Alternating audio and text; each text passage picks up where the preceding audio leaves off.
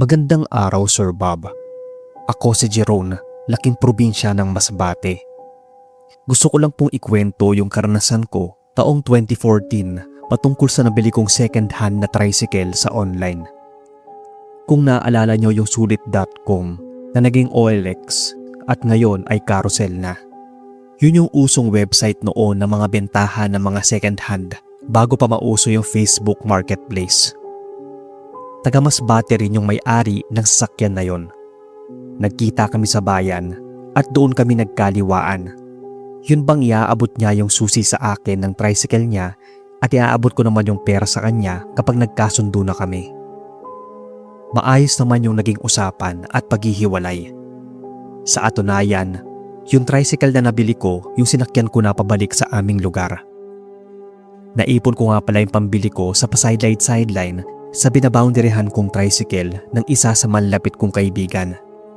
Sumasama din ako sa pagko-construction worker bilang isang labor. Ilang taon ko ring pinag-ipunan yung perang ipinambili ko ng tricycle hanggang sa makahanap nga ako online ng nagbebenta nun. At yun nga yung kinatagpo ko sa bayan. Marami pa nga yung naiinggit sa aking kaibigan ko kasi mukhang bago pa raw yung nabili ko at mukhang inalagaan mabuti ng may-ari. Kaya jackpot ako sa nabili. Unang pasada ko ay maganda rin ang aking buena mano.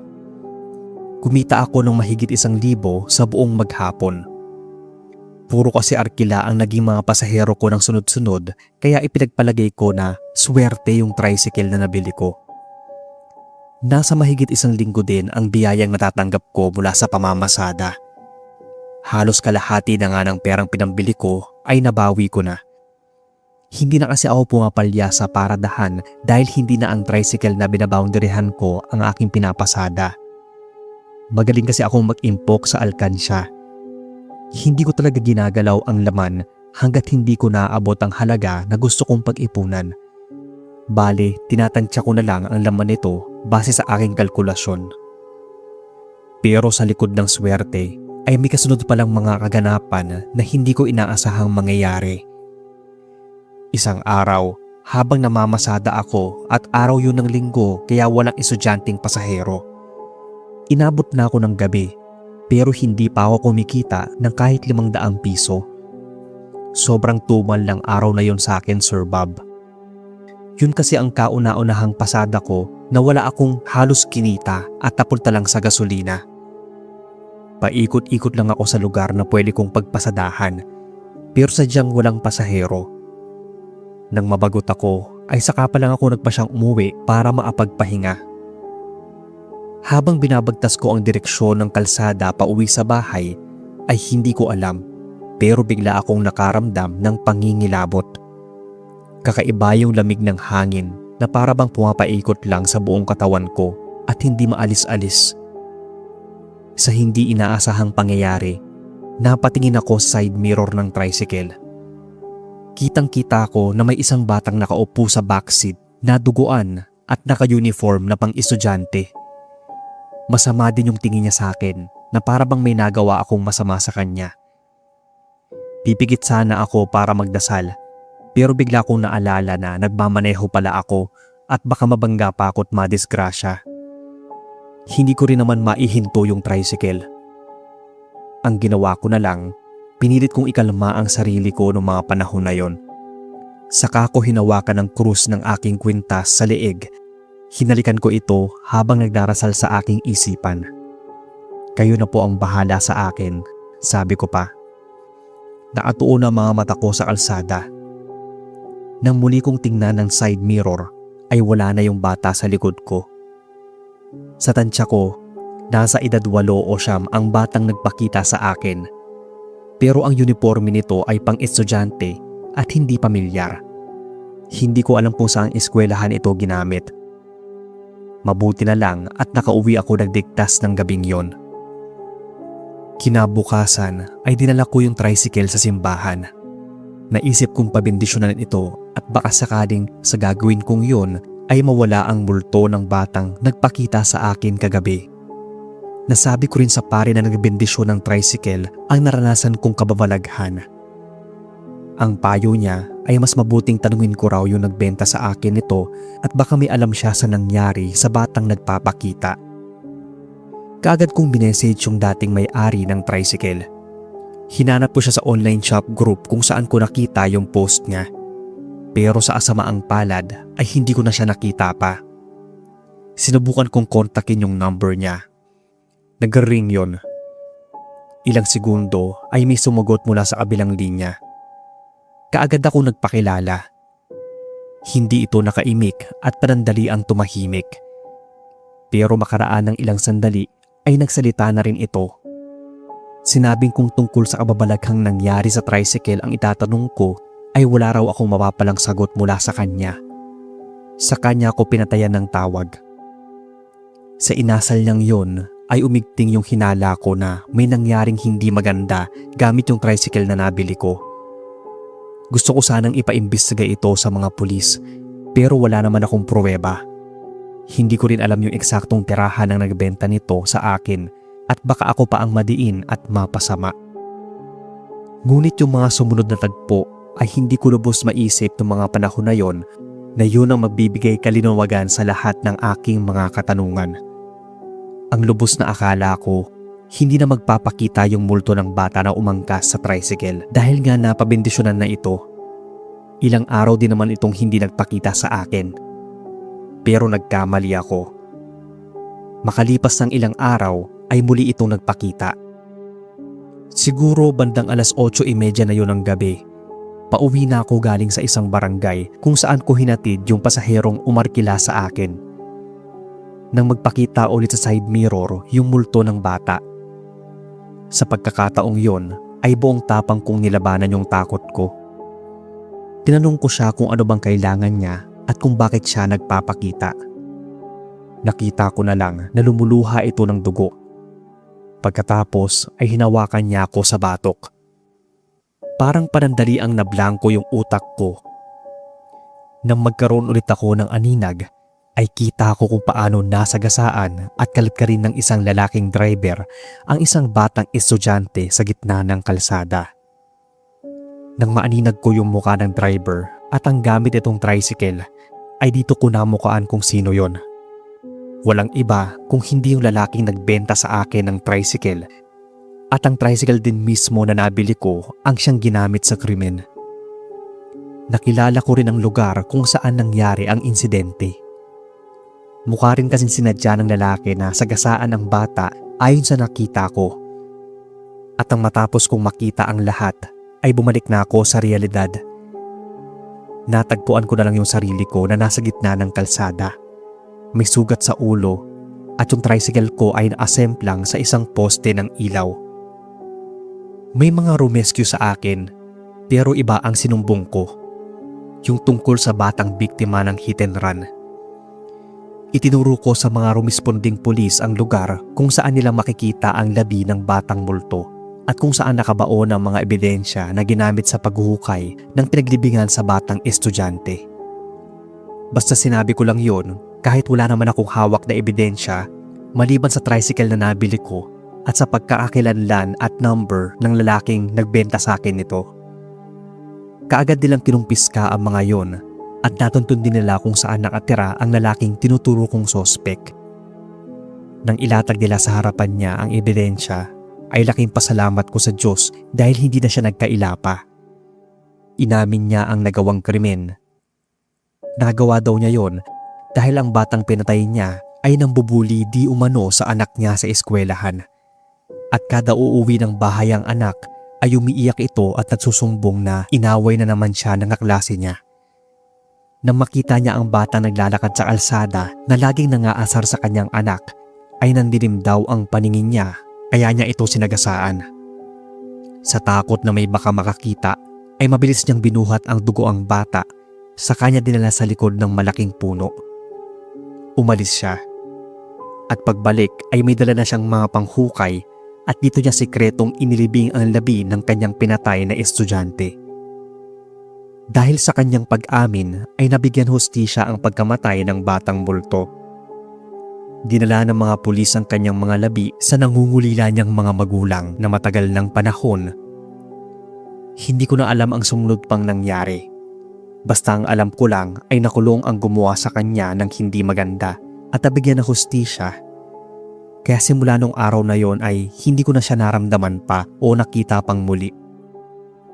Kapag binabalikan ko ang experience kong yon, ay hindi pa rin ako makapaniwala na nasaksihan ko yon at naging instrumento ako sa paglutas ng kaso. Ang sabi nila ay bukas raw siguro ang third eye ko o baka siguro ako yung pinili ng batang multo na pagparamdaman. Pero napansin kong simula nga din nun, may mga pagkakataon na bigla na lang akong may mararamdaman o makikita na mga nilalang na hindi nakikita ng iba. Siguro nga ay bukas ang third eye ko. May ilan pa akong mga kwento na sa susunod ko na lang po ipapadala kapag nagka-oras na.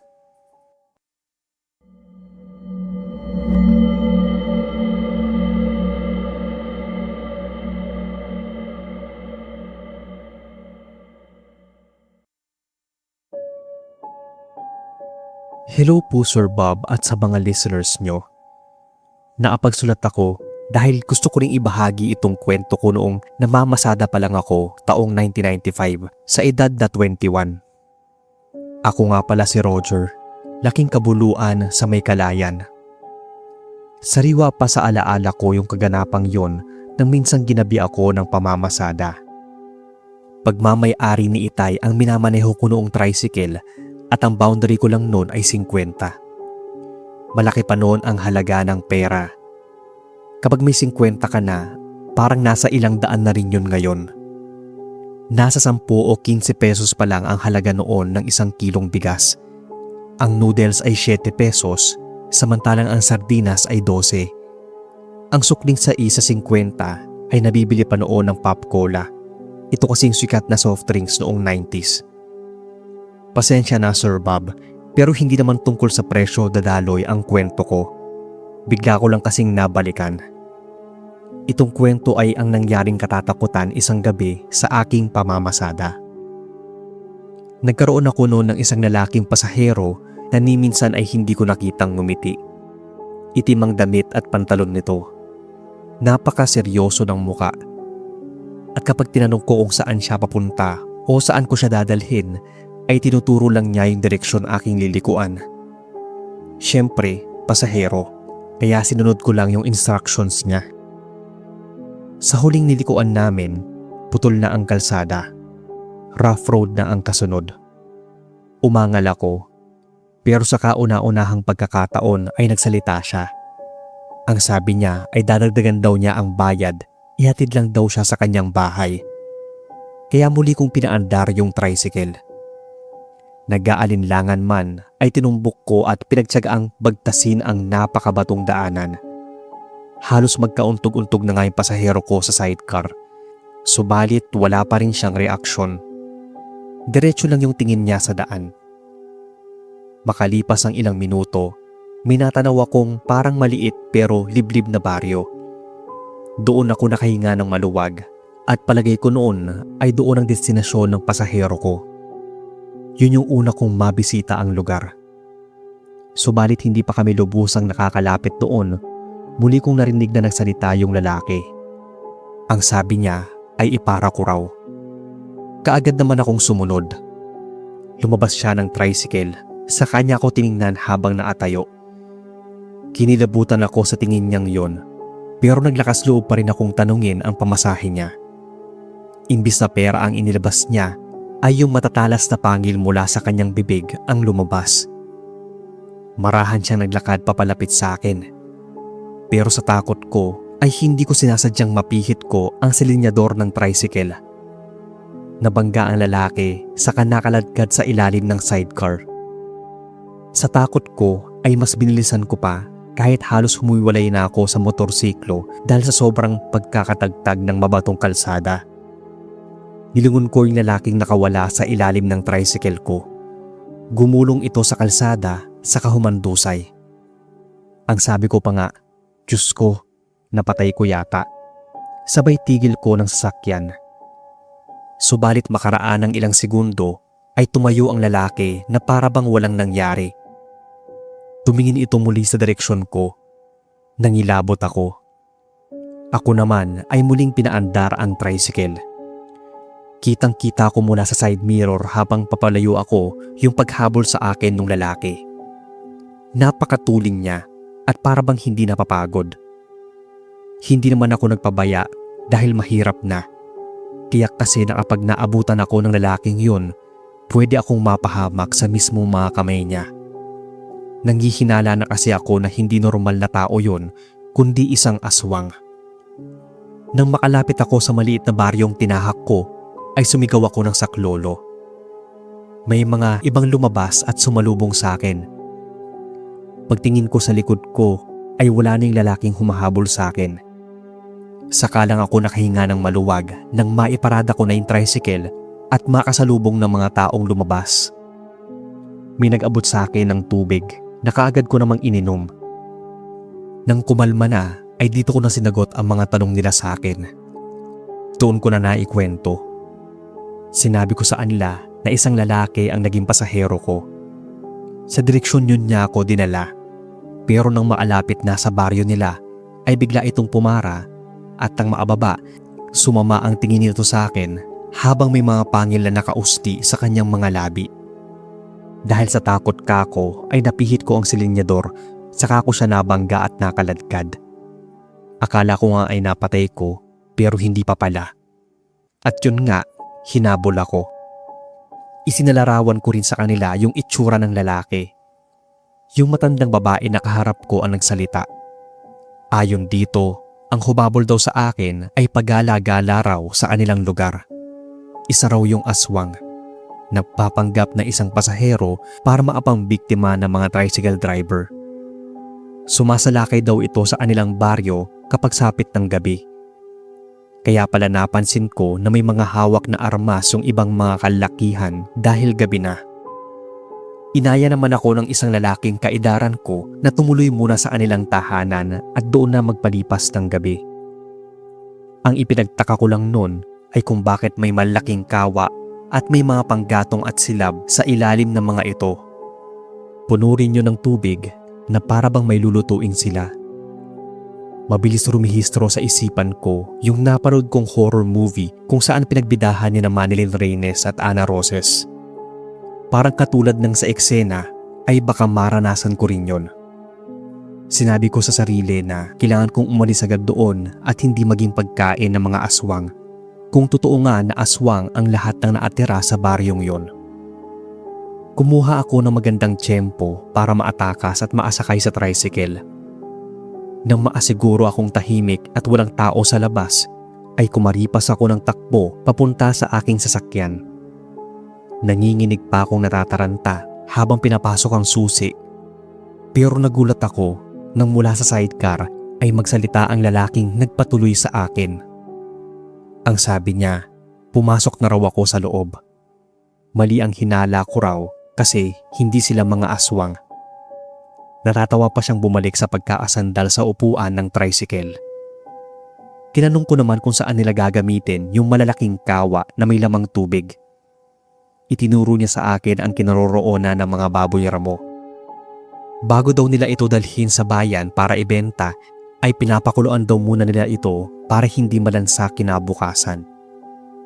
Mas mabuti daw na magpaumaga na lang daw ako sa baryo dahil mas delikadong bumiyahe kapag gabi. Pagala-gala pa rin sigurado yung aswang. Natatawa na lang ako sa sarili kong bumalik sa bahay niya. Iba ang nagagawa ng maling akala. Kinabukasan, matapos naming mag-agahan ay nagpa siya ng umalis ang mga kalalakihang naatasan para magbenta ng mga karding baboy ramo sa bayan.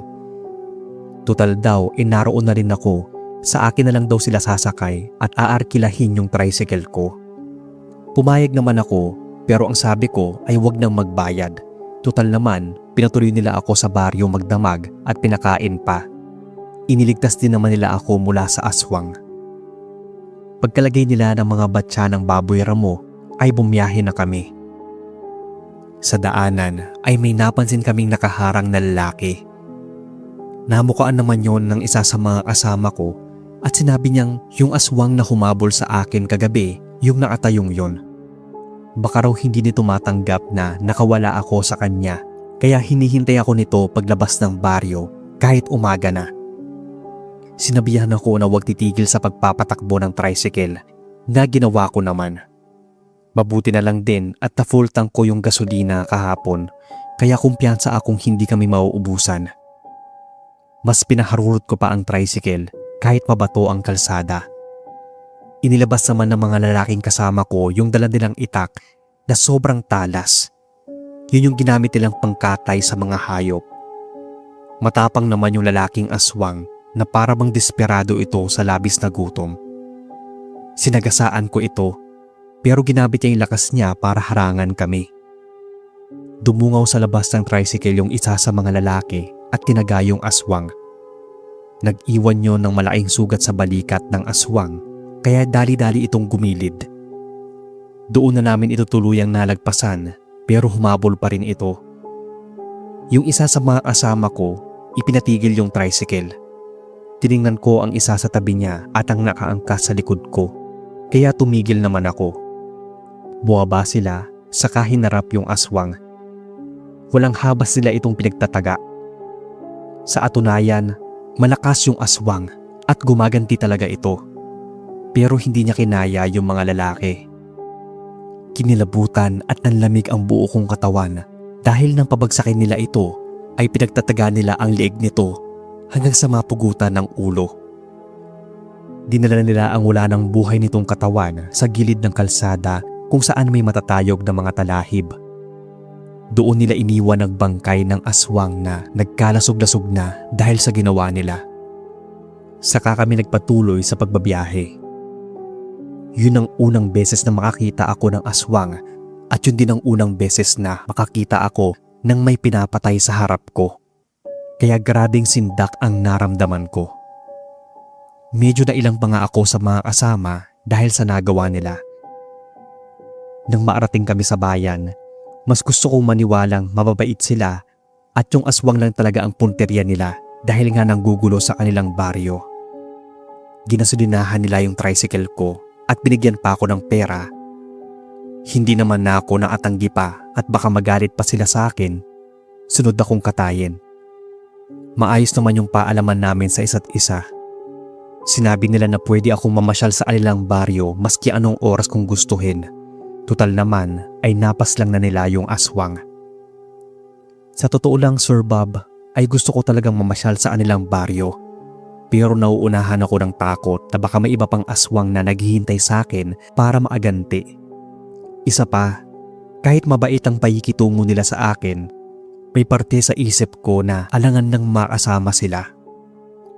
Nang makauwi ako ng bahay, naikwento ko kina tatay ang nangyari. Hindi na nila ako pinayagan pang mamasada ng maghapon, lalo sa malayong lugar o sa lugar na hindi ko pa napupuntahan kapag mag-isa lang. Bata pa rin naman kasi ako nun. Hanggang dito na lang, sir, ang kwento ko. Sana ay mabasa ninyo.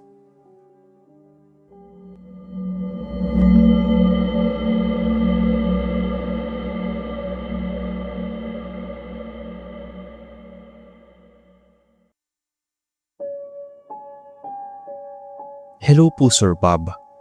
Isa po ako sa mga palaging nag-aabang ng mga kwento sa channel nyo. Ang kwentong ito ay patungkol sa aking karanasan na aakalain ng iba ay hindi totoo. Nangyari to mahigit 10 taon nang nakaraan dito sa Pangasinan.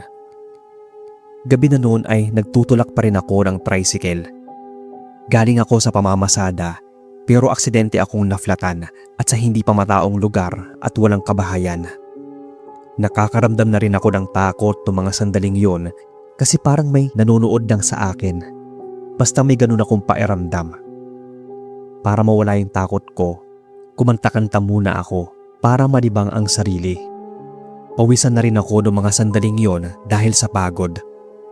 Napaadilim na nga ng paligid at tanging tunog ng mga insekto ang maririnig mo. Kakaunti lang kasi ang poste ng ilaw. Makalipas ang ilang sandali ay bigla na lang may umalulong. Napaatinis nun at nakakatakot talaga kung papainggan.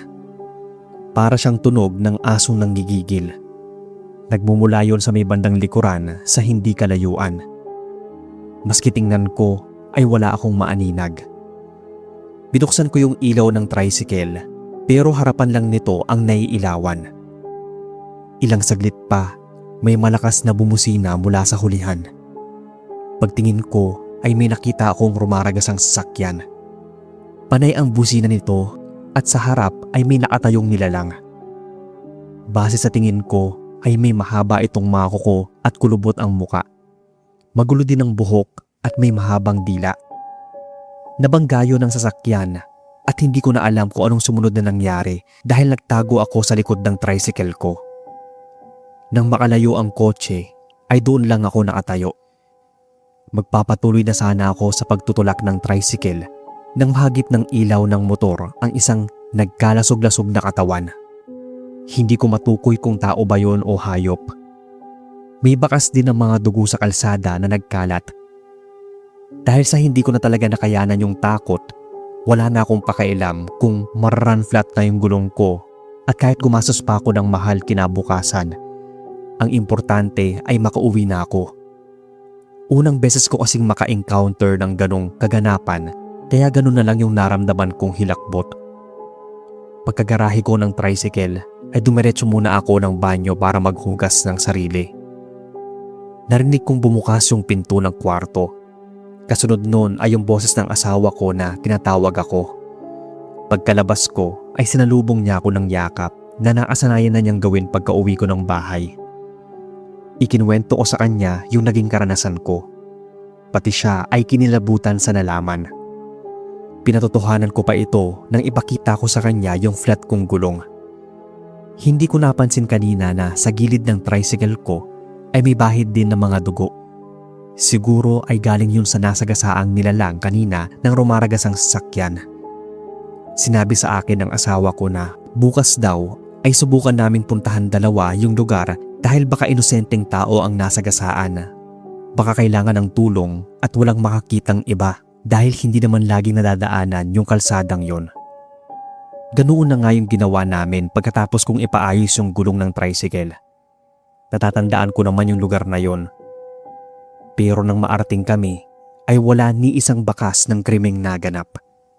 Maski bahid man lang ng dugo sa alsada ay wala kaming nakita. Hindi naman umulan nung gabi o araw na yon, kaya hindi yun binasa para linisin.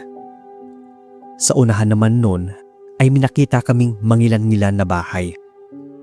Sa unang bahay ay may matandang babae na nagwawalis pa sa bakuran. Samantalang nung gabi naman ay halos wala akong nakitang kabahayan, kaya napaisip ako nun. Sinubukan naming magtanong sa matanda, pero titig lang yung sinagot niya sa amin. Sa pangalawang bahay naman ay isang matandang lalaki ang aming nakausap. Ayon sa kanya, wala naman daw silang nakita o narinig na aksidente kagabi. Pero may kwentong nakapaloob sa madilim na parte ng lugar ng kalsadang yon, kaya iniiwasang magawi roon ng karamihan sa mga drivers dahil ayaw nilang maranasan. Dinala muna kami ng matanda sa lilim ng puno sa kanilang bakuran kung saan may mga upuan.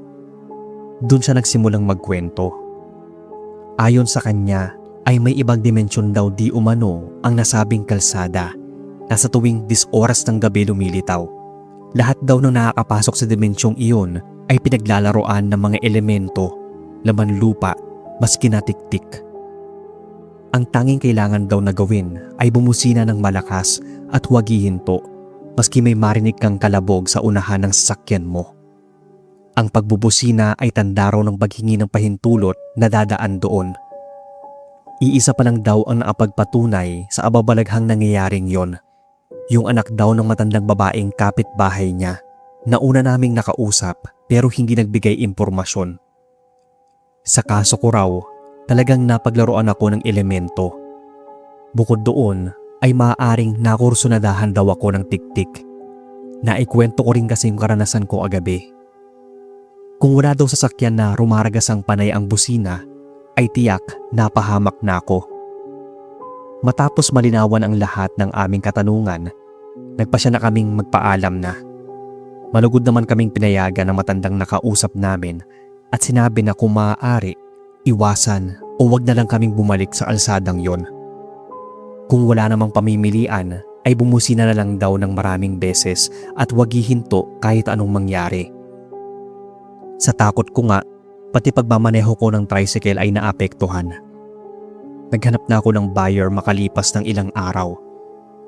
Naibenta ko naman kahit presyong palugi na. Ewan ko, sa sobrang takot ko nga ay nagawa ko yon. Naghanap na lang din kami ng misis ko ng mas malayong lugar kesa doon. Total, nangungupahan rin naman kami. Basta ang importante sa akin noon ay makalayo kami sa lugar. Dahil habang nandun kami at namamasada pa ako o kahit sabihing tumigil na ako sa pamamasada, hindi na kasi nawala yung takot ko sa alsadang yon na sinasabing may ibang dimensyon. Alam ko naman na mahirap paniwalaan itong karanasan ko, pero gaya ng aking asawa ay napatotohanan niya ito dahil na rin sa mga nalaman niya. May mga bagay talaga na mahirap ipaliwanag o hindi kayang tuklasin pati ng siyensya. Saka mo lang mapapatunayan kung ikaw o kayo mismo ang makaranas ng kababalaghan. Hanggang dito na lang Sir Bob ang kwento ko. Maraming salamat sa inyong oras.